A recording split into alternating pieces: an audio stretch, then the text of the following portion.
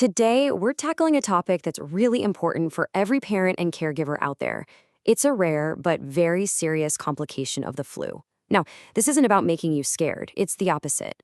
It's about giving you the knowledge to act confidently. By the time we're done, you'll have a clear plan to keep your family safe. Welcome to Infectious Diseases TV. We share useful information about infectious diseases. Think about that for a second. It's a really scary thought, right?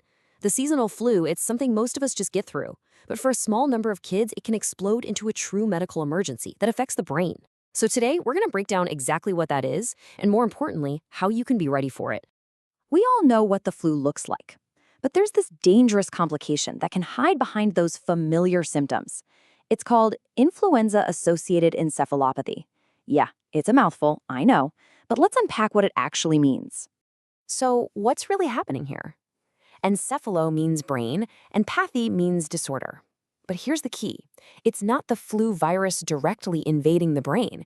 Instead, the virus triggers the body's own immune system to just go haywire. It launches this massive overreaction that causes dangerous, rapid swelling in the brain. And that swelling, that's what can lead to severe and sometimes permanent damage. Now, it's really important we put the risk into perspective. This is a rare condition. In Japan, for instance, we're talking about 100 to 200 reported cases a year. Just this past flu season, from 2023 to 2024, there were 189 cases. So yeah, the odds are low, but the stakes are incredibly high. And that's exactly why knowing the warning signs is so crucial. And here it is, the critical difference you need to burn into your memory.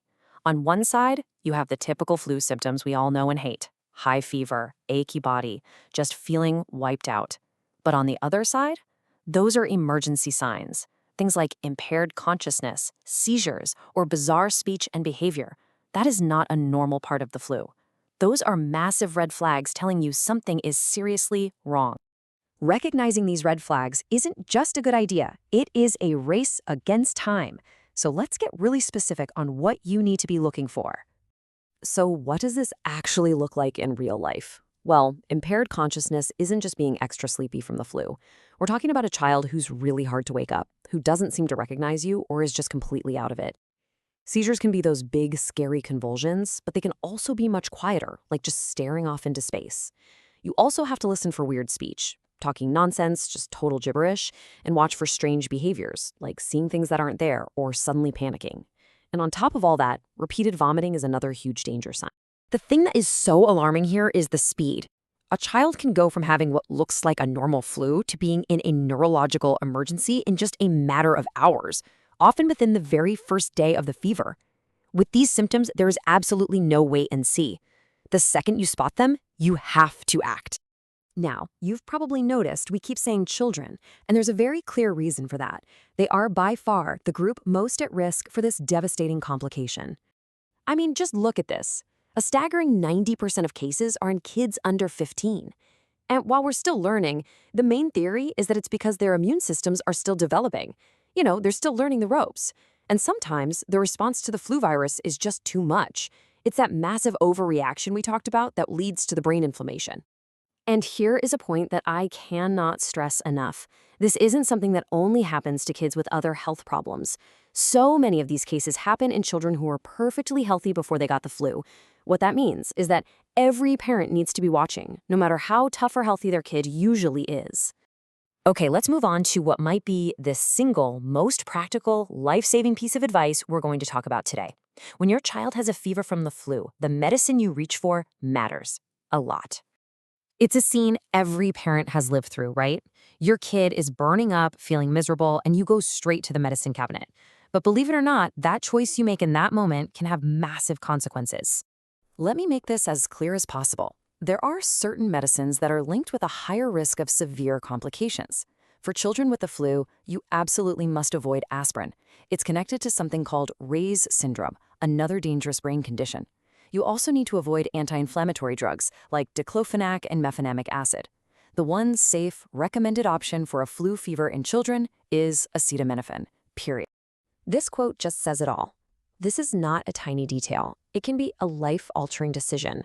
Don't use anything but acetaminophen for your child's flu fever unless a doctor specifically tells you to. If you have any doubt, any question at all, just call your doctor or pharmacist. It's that important. Okay, so we've talked about the risks. Now let's get into the good stuff. Empowerment. What can you actually do to build a protective shield around your child during flu season? Your number one most effective tool in the entire toolbox is the annual flu vaccine. Look, it's not a magical force field that guarantees you won't get the flu, but study after study shows it dramatically reduces the risk of serious complications, like encephalopathy. It is your best first line of defense, hands down. And that's followed by knowing the symptoms and providing great care at home. So if the flu does get into your house, focus on these key things. Rest is absolutely critical for recovery. Push fluids like crazy. Water's great, or an oral rehydration solution if they need it. Keep the room comfy. And here's a safety tip you might not think about.